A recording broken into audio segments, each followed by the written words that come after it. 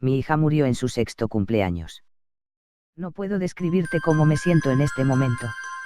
Lo que estoy experimentando está tan desligado de lo ordinario, que casi me he convencido de que he perdido mi sanidad mental.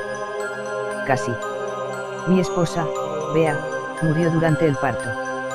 Era hermosa, graciosa, inteligente. Necia. Una mujer cuya risa era tan fuerte que comer en restaurantes se presentaba como un reto. Una mujer cuya mirada era tan penetrante que disparaba un temblor en mis manos. La perdí en el nacimiento de nuestra hija, Sam. Claro que pude haber resentido a Sam. Por quitarme lo que una vez fue mío de una forma en la que nada más podría serlo. Por quitarme algo que era verdadera e intensamente puro. Pero no lo hice. Sabía que Bea nunca hubiera querido ningún resentimiento. No hubiera querido que nuestra única hija tuviera una vida estropeada por el odio. Pero esto no es solamente un duelo. Esto no es sobre la manotada en la cara de perder, por siempre, algo que amé. Esto trata de algo más siniestro. Mi hija era vivaz, siempre corriendo y gritando, yendo de arriba hacia abajo por los escaladores de juguete y causando estragos en sus clases.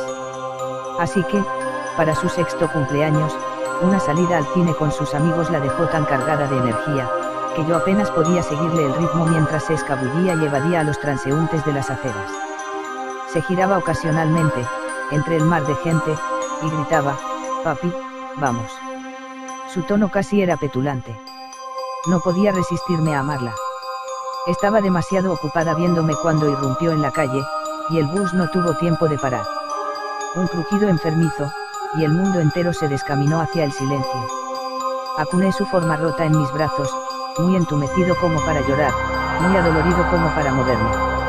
Lo único que podía sentir era el tibio líquido carmín impregnándose lentamente en mi ropa. Bajo el estado de shock en el que me encontraba, solo podía pensar en cómo haría para lavar mis pantalones. Suena repelente, lo sé, pero una pérdida como esa arranca todo lo que te constituye y te deja con nada más que los procesos mentales y reflexivos que nos hacen humanos. La semana siguiente es un borrón.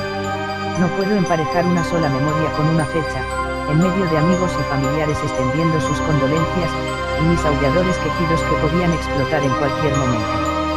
Atendía su funeral y los eventos adquirieron su propio curso, mientras que yo había adoptado el papel de un moribundo que permanece a flote en el agua.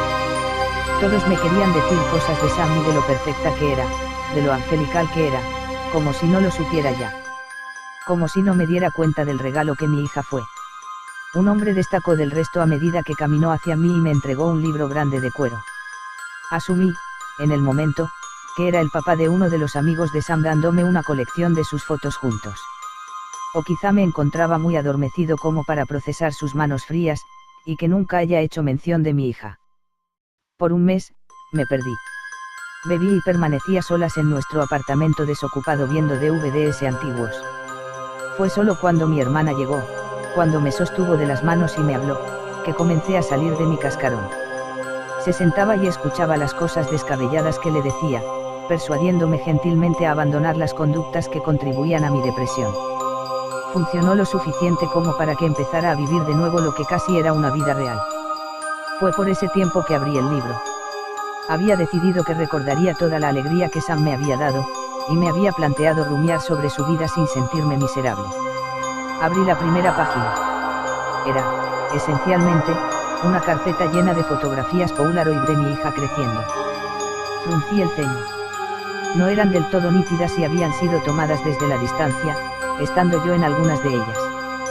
Me comencé a sentir mareado, pero contaba con que las fotos subsecuentes proveerían alguna explicación. Me inventé excusa tras excusa de cómo el sujeto había podido obtener estas fotografías, desesperado por presenciar momentos en la vida de mi hija sin tener que trepidar. Las fotografías se acercaban hasta su 6º cumpleaños. Pude ver el día en el que le di su pequeña bicicleta luego de que cumplió 5, y las rodillas raspadas que eso causó. El libro tenía tantas páginas, así que supuse que el resto estaría vacío. Había una foto de Sam justo antes del cine en su 6º cumpleaños. Pude reconocer mis manos en sus hombros y el impermeable rosa que ella insistió en usar. No mostró ninguna fotografía del accidente. En su lugar, su vida continuó dentro del libro. Había una foto de nosotros en un jardín. Los dos estábamos cubiertos de pintura y había un lienzo inmenso en el suelo con un dibujo extremadamente desordenado. Su séptimo cumpleaños. Su séptimo cumpleaños. La realidad de lo que estaba viendo me golpeó a medida que cerré el libro. Me senté ahí, en la mesa de la cocina, prestando atención al cuero. Esto debe de ser algún tipo de Photoshop sádico, me conforté a mí mismo. Alguien se tomó el tiempo para hacerme una broma repulsiva. Digo que solo trataba de confortarme porque, en sí, no podía razonar otra explicación. Si es que había otra. Presionando mis dientes, decidí que no tenía nada que perder y seguí leyendo. No puedo explicar las emociones que sentí al ver esas fotografías con diligencia, escuchando el sonido de los cambios de página. Su vida continuó, enmarcando el día que perdió un diente de leche, su primer día en la escuela secundaria. Recorría las páginas cada vez más frenéticamente, y empecé a notar algo, el fotógrafo se acercaba. Se acercaba a ella. Conforme crecía, el fotógrafo acortaba la distancia más y más. Mayor osadía, quizá. Ella era hermosa. Impactante. De adolescente, se veía justo como su madre, puros rizos y sonrisas. Yo envejecí también, pero las fotos comenzaron a incluirme menos. Su cumpleaños 16 fue extraño. Un grupo de sus amigos estaba sentado afuera, bebían de pequeños vasos plásticos en un picnic. Pero había alguien en el fondo. Cerca de los arbustos del parque en el que la escena fue capturada, se erguía una figura. No se hubiera notado de no ser por la pequeña sombra que desplegaba en el césped. Me recliné un momento y exhalé. Esto era demasiado raro. Me había enfrascado tanto en apreciar a mi niña creciendo, que no me detuve a pensar en cómo acabaría la historia. Momentos como ese son tan irremediablemente surrealistas, a veces solo te quieres remover del asunto. Casi podía sentir que me estaba viendo a mí mismo escarbar en el libro como si fuera un sueño o un programa de televisión. Continué. La figura oscura se hizo más presente en las fotografías. Casi podía discernir sus facciones. Su presencia era sobresaliente, y quería que desapareciera cuando cambiaba de página. Pero, en su lugar, una vez que las fotografías se acercaron a su cumpleaños 18, siendo cada cumpleaños anunciado por la frase, otro año más, al pie de la Polaroid, el escenario ya no era algo que reconociese. Las fotografías fueron tomadas en una casa poco iluminada. Su rostro era atacado por el terror, y se mostraban todo tipo de secuencias extrañas. A veces estaba vestida como una reina antigua, o quizá como una sirvienta trapeando pisos. La figura estaba más presente, sus piernas o brazo aparecían en todas y cada una de las fotos. Sin importar cómo estuviera vestida mi hija, su rostro en las fotografías tenía una expresión de dolor tortuoso. Me agobiaba. Había moretones en su cara. Se veía delgada, enferma. No quería seguir. Era degradante. Propiamente degradante.